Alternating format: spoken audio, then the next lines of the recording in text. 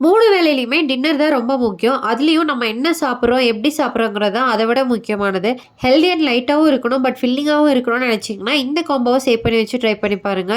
2 cup ragi மாவு, 3/4 cup கோதுமை மாவு, தேவையான அளவுக்கு சால்ட் போட்டு 1/2 கப் ஹாட் வாட்டர் ஆட் பண்ணி மிக்ஸ் பண்ணிட்டு நல்லா உருண்டை பிடிச்சுக்கலாம். பட்டர் ஷீட்ல தேய்ச்சு எடுத்துக்கலாம். நீங்க வேணும்னா வாழை இலையில கூட பண்ணிக்கலாம். கல் சூடானதுக்கு அப்புறம் நெய் போட்டு சுட்டு எடுத்தீங்கன்னா ராகி சப்பாத்தி ரெடிங்க.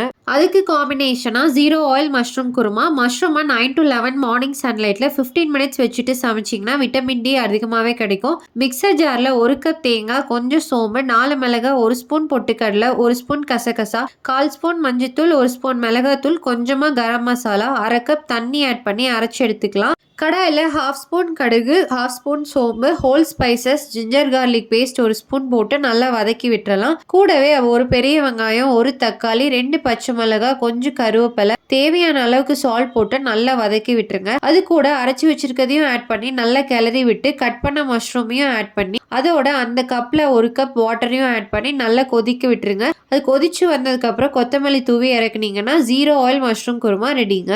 கூடவே ஃபைபருக்காக குக்கும்பர், கேரட் போட்ட சியா சீட் சாலட் ரெசிபி வேணும்னா சாலட்னு கமெண்ட் பண்ணுங்க. இந்த வீடியோ யூஸ்ஃபுல்லா இருந்துச்சுன்னா உங்க ஃப்ரெண்ட்ஸ் அண்ட் ஃபேமிலிக்கு ஷேர் பண்ணிட்டு ஃபாலோ பண்ண மறந்துடாதீங்க.